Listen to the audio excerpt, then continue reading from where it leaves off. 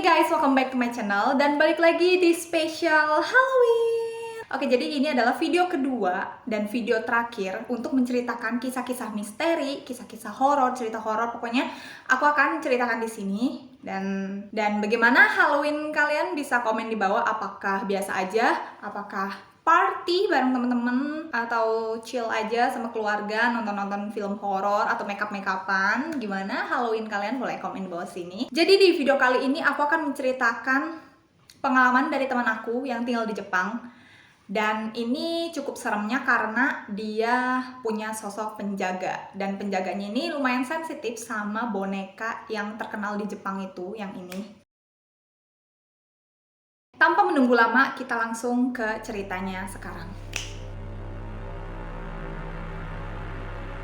Cerita ini datang dari temen aku, cowok, namanya Hika. Mungkin buat temen-temen yang udah pernah nonton video aku yang ini, dia pernah menceritakan diganggu sosok hantu nenek di Jepang. Dan sekarang dia menceritakan lagi pengalamannya yang ada di Jepang karena dia tinggal di Jepang. Jadi dia tuh mendapatkan kayak apa ya, something new, pengalaman baru di sana tuh lumayan cukup serem bagi aku ya, karena itu negara orang, terus kita tinggal di sana beradaptasi. Ya aku cukup salut sama temanku ini sih. Jiwa merantau, jiwa berani mengambil action dan resikonya itu gila. You are amazing. Hika ini adalah seorang laki-laki berusia 24 tahun. Dia sudah lama tinggal di Jepang, hampir 4 tahunan lebih karena dia kuliah dan kerja di sana. Jadi pada suatu hari Hika menemani temannya untuk membeli boneka. Yang kayak gini guys gambarnya, ya. Itu boneka kan banyak banget cerita-cerita horor ya. Mitosnya banyak, arwah-arwah yang masuk ke dalam boneka itu. Dan temennya Hika ini pengen beli boneka itu. Masuklah dia ke dalam sebuah toko. Tujuan temennya membeli boneka itu katanya untuk oleh-oleh. Dia jadi beli oleh-oleh untuk saudaranya yang ada di China. Hika itu merasa, aduh kasihan nih temen gue sendirian, jadi yaudah deh gue temenin aja. Walaupun dia nggak pernah sama sekali masuk ke dalam toko itu. Dia nggak pernah masuk ke toko itu, terus tiba-tiba your friend pengen beli boneka kayak begitu. Baru masuk gak ada 2 menit, tiba-tiba kamu tahu apa yang terjadi guys? Temen aku ini, si Hika, disuruh keluar sama penjaga tokonya. Disuruh keluarnya dengan nada yang baik-baik guys, bukan kayak kamu keluar sana, enggak kayak gitu. Pokoknya dia kan udah masuk nih ke dalam toko ini, temenin temennya untuk membeli bonekanya, tapi tiba-tiba gak nyampe 2 menit dia disuruh keluar.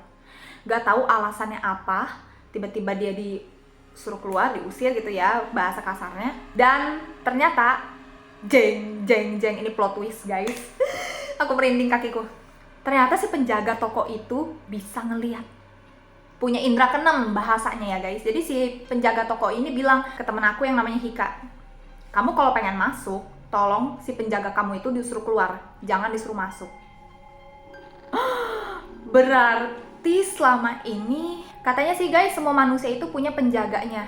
Entah dari leluhur atau dari spirit guide, malaikat, dan mereka datang temenin kita itu nggak kayak setiap hari nempel gitu. Kalau misalkan ada sesuatu yang buruk, mereka bisa menjaga kita. Emang ada plus minus ya sebenarnya. Jadi ini sisi positifnya juga ya untuk temen aku si Hika ini. Berarti yang ngejagain kamu ini pengen melindungi dari energi-energi negatif, apalagi dari boneka itu. Kata pemilik toko ini, kalau misalkan teman aku ini masuk dan penjaga ini ikut masuk, itu energinya bentrok guys. Wow.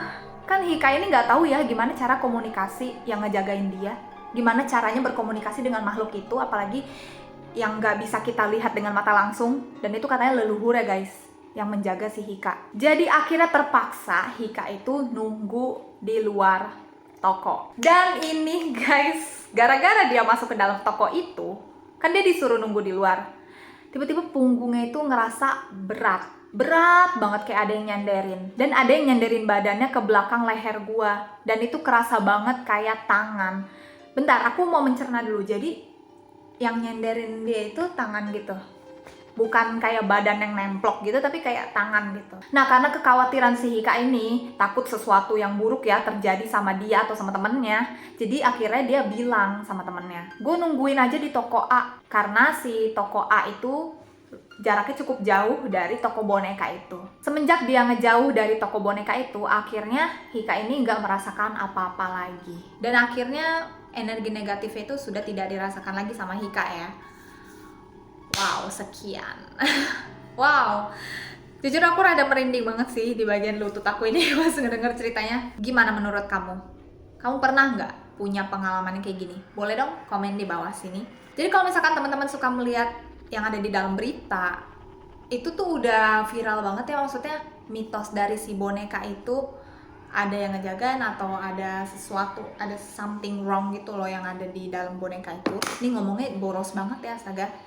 Pasti kayak ada sesuatu yang gak enak dong, apalagi kalau misalkan kita itu sensitif. Penjaga kamu energinya bentrok sama itu ya, nggak cuma leluhur sih yang ngejagain kita. Kita kan nggak tahu ya, kita nggak bisa melihat, nggak bisa berkomunikasi siapa yang menjaga kita.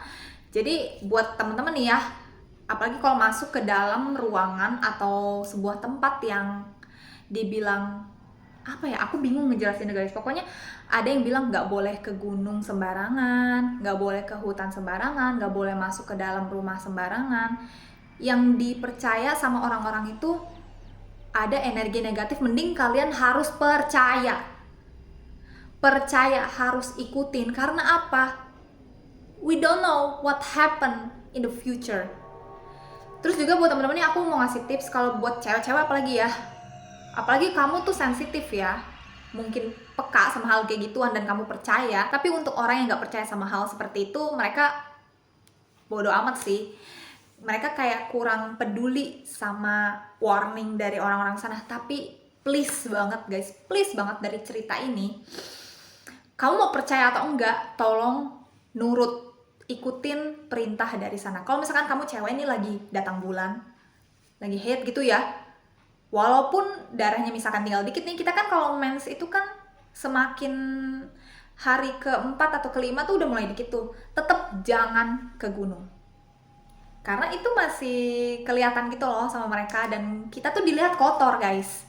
Kita itu cewek kalau menstruasi itu dilihat kotor energinya dan gampang banget sensitif kan, kita gampang nangis. Jadi energi jeleknya itu loh yang kita pancarkan itu terlihat sama mereka. Jadi please banget ya, sekali lagi buat teman-teman kalau pengen masuk ke dalam tempat atau yang kayak iseng-iseng pengen uji nyali, aduh tolong deh, kalau misalkan itu udah nggak dibolehin sama pemilik sana, sama masyarakat yang ada di sekitar, sana, tolong jangan datengin.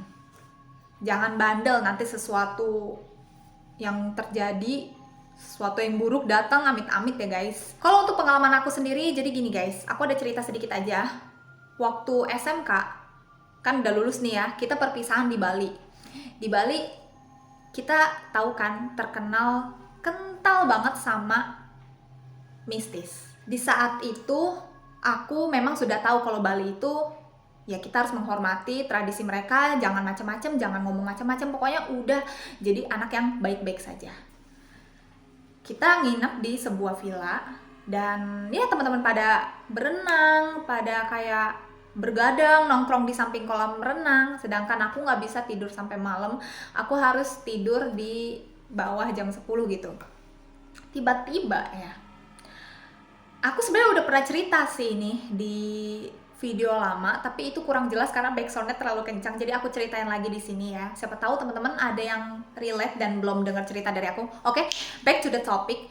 Jadi aku duduk nih ya, teman-teman lagi pada berenang dan mungkin pemilik si villa ini nggak suka sama tingkahnya temen aku yang suka ngomong sembarangan, yang apa ya, mungkin bersikap tidak sopan gitu di sana. Karena aku pernah melihat kayak sosok hitam tinggi besar, dan itu di kolam renang. Aku langsung merinding astaga. Jadi dia tuh nggak ada yang ganggu aku menghormati mereka kok, aku nggak pernah ada niat buruk ke mereka. Pokoknya aku melihat ada dia tuh lewat di depan aku, jadi kayak bayangan tapi nggak ada wujudnya. Ngerti nggak sih guys, kayak bayangan orang nih hitam ya, kita kan ada bayangan tapi nggak ada wujudnya, dan itu aku langsung kayak matung gitu. Ini aku ngomongnya rada kalem biar aku nggak ketakutan ya guys. Jadi aku kayak mematung dan aku langsung pergi. Sebelumnya teman aku itu, sebut saja si Dede, hai Dede, dia ngomong, Sel, kok lu duduk di situ, lu nggak takut di sana? Lu tahu nggak ada apa di sana? Terus dengan polosnya, kan aku nggak tahu apa-apa ya, aku bilang kayak nggak apa-apa. aku hiraukan. Lanjut tuh aku main HP kan, nonton YouTube, tiba-tiba itu yang bayangan itu lewat guys. Aku matung beberapa menit dan aku cabut masuk ke kamar. Terus temen aku ngomong, Sela kok pergi? Enggak apa-apa dek. Dan benang merahnya aku langsung sadar. Sebelum aku melihat si sosok itu, ternyata hari kemarin itu aku baru ingat temen aku ini kayak mau nangis. Sebut saja namanya si S. Si S ini, dia sekamar sama aku. Jadi aku satu kamar itu aku berlima sama teman-teman cewek kan. Dia itu emang suka nongkrong di tempat yang aku itu guys. Dia suka nongkrong di situ bertiga sama temennya, satu cowok, sebut aja si M. Si S sama M ini bareng temennya ini kayak ngobrol-ngobrol, kayak mungkin ngegibah atau ya anak muda biasa suka ngomongin apa sih, kalau nggak galau, ngomongin tentang kehidupan, gosip, ngomongin diri sendiri, ngomongin temen ya gitulah ya. Tiba-tiba, kan aku lagi nyantai tiduran ya, kayak relax pengen tidur, tiba-tiba dia dengan paniknya, aku ngedenger suara langkah kaki dia yang lari dari luar, langsung masuk, buka pintu, langsung, Sela, dia sampai kayak gitu, lu kenapa? Dan botol minumnya ketinggalan kan di tempat yang dia nongkrong itu. Terus aku tanya, lu kenapa? Enggak, gue takut Sela, gue mau nangis, gue ngeliat sesuatu gitu-gitu. Terus aku terlalu positive thinking dan I didn't see anything in there gitu kan. Aku tidak melihat apapun di sana. Ya udah, karena temen aku takut, dia kayak bener-bener panik, aku suruh minum. Ya udah, aku ke tempat itu tuh ngambil botol minum. Pas aku ngambil botol minum itu aku nggak merasakan apa-apa, jadi kayak I don't care. Pas aku nggak peduli sama tempat itu, ya udah keesokan harinya aku melihat sosok itu.